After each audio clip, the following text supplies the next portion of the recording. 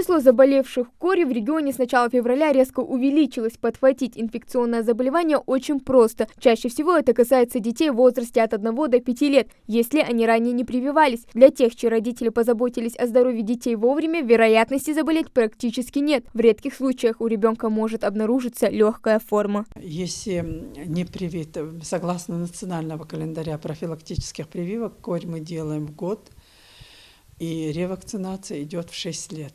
И также люди, у которых не до 35 лет, от 18 до 35 лет, мы прививаем тех, у которых нет прививок, и с группы риска мы прививаем до 50 лет. Это работники медицинских организаций, транспорта, коммунальной службы. Вот их мы прививаем до 55 лет. Сама корь может вызвать ряд осложнений, таких как отит, бронхит и пневмония. Вирус можно спутать со многими другими заболеваниями – краснухой, аллергической реакцией или свинкой. Корь передается воздушно-капельным путем. Среди симптомов те температура вплоть до 40 градусов, насморк, сухой кашель, конъюнктивит и сыпь. На сегодняшний день все те, кто заболели, и они должны быть лабораторно подтверждены.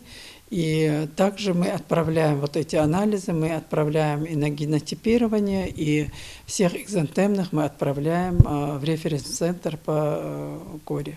В Роспотребнадзоре связывают подъем заболеваемости кори с потоком мигрантов, а также отказ от своевременной вакцинации. Врачи повторяют, от кори нет лекарств, а потому прививки – единственный способ защититься от вируса. Многие родители, они говорят о том, что лучше этой инфекцией переболеть в детстве, но осложнения бывают очень часто, и поэтому никто не застрахован от того, что ребенок получит вот эти осложнения, поэтому лучше вовремя привиться.